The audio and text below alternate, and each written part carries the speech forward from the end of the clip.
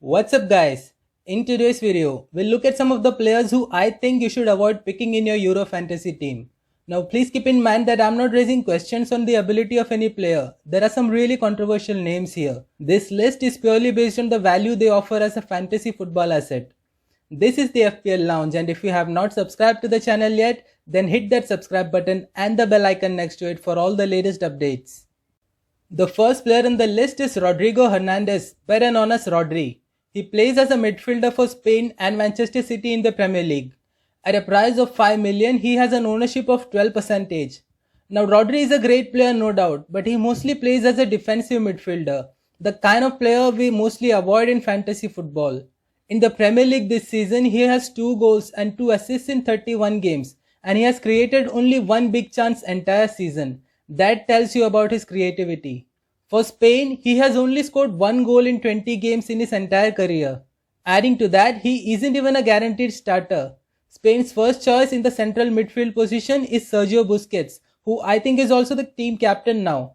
So the chances of Rodri making it to the starting 11 is very bleak. Now I understand why people are going for Rodri, because there are not a lot of midfield options in the same price range. Well, if that is the case, then Marcos Llorente is a much better option compared to Rodri. Llorente started in the friendly against Portugal as a right back, and he is a way more creative player than Rodri. You can even downgrade and opt for someone like Loic Nego from Hungary and spread the funds elsewhere. Second on the list is N'Golo Kanté from France. He is the second highest owned midfielder in the game with 40%. Just like Rodri before, Kanté plays the role of a defensive midfielder. He plays for Chelsea in the Premier League, and this season he has started 24 games, scored 0 goals, provided 2 assists and created 2 big chances in the league. For France, he has only 2 goals and 1 assist in his entire career, so he offers almost 0 attacking threat. Now most people are looking at him as a budget enabler because of his price tag of 5.5 million. But at the same price range, there are better options available. Marcos Llorente is someone I have already mentioned. Then there is David Alaba from Austria, who is on set pieces for them. Then there is also Yusuf Yazizi from Turkey, who I have mentioned in my underrated midfielders video. If you haven't seen it yet, then please go check it out. I'll leave a link in the description below. Next up, we have Vladimir Sofal from Czech Republic. He is a defender with a price of 5 million, selected by 9% of the managers. Again, a quality player who has had a very good season for West Ham. He provided 7 assists in the league and created 9 big chances. Highlights his attacking potential. But we are not talking about club football, guys. We are talking about the Euros here. At the international stage, Sofal has 1 goal and 2 assists in 15 games, all of them coming in the UEFA Nations League. The other tournaments that he was a part of, he has 0 goals and 0 assists in 5 games combined at the World Cup and the Euro qualifiers. Also, if you are looking to invest in Sofal from a clean sheet perspective, then let me tell you that the Czech Republic have kept only 2 clean sheets in their last 12 games, both coming in the UEFA Nations League against Israel and Slovakia. At the Euros, Czech Republic have a tough group that consists of England, Croatia and Scotland, and these teams have some really good attacking talent. So think twice about investing in Sofal, because there are a lot of better options in the 4.5 to 5 million price range for defenders. Next on the list is Frenkie de Jong from Netherlands. He is a midfielder with a price of 7 million and an ownership of 13%. He plays for Barcelona and has had a fairly decent season.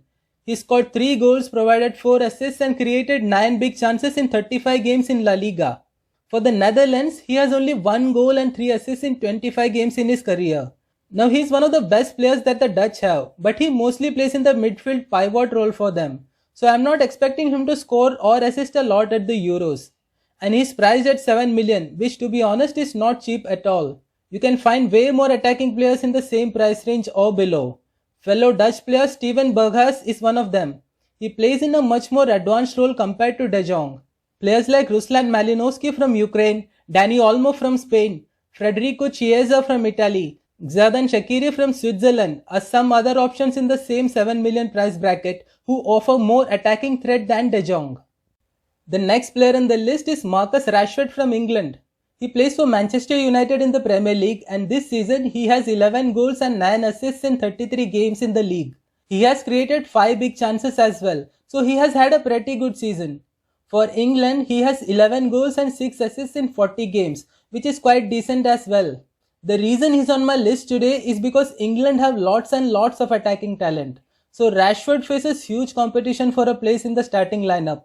He has not started any of the last 7 games for England. He last started a game for them in October of 2020. He is not a cheap option as well. He has a price of 9.5 million, which is quite high to be honest. In the same price range or below, there are other forwards who have a better chance of playing in the starting 11. Thomas Muller of Germany, Burak Yilmaz of Turkey, Sasa Kalajic of Austria and Teemu Pukki of Finland are some of those names. Rashford currently has an ownership of 5%, which is not huge. But if you are among that 5% and watching this video, then please invest in players who are better value for money. The next player on my list is Josh Kimmich from Germany. He is classified as a midfielder and has a price of 6 million. He is selected by 23% of the managers. He plays for Bayern Munich in the Bundesliga and this season he has 4 goals and 10 assists in 25 games. He has also created 9 big chances in the league. For Germany, however, his recent stats are quite underwhelming. If you look at the last 3 important tournaments that he has been a part of, he has 0 goals and 0 assists in the World Cup qualifiers, 0 goals and 2 assists in the Euro qualifiers, and 0 goals and 0 assists in the UEFA Nations League. He's more of a box-to-box midfielder, so you won't find him often in the box and that means his goal threat is quite low. I remember in the last World Cup he was classified as a defender and that made him a fantasy gem. But here at the Euros he is classified as a midfielder and that makes him less of a fantasy asset because now the 4 clean sheet points are out of the window. Adding to that, Germany are part of the group of death.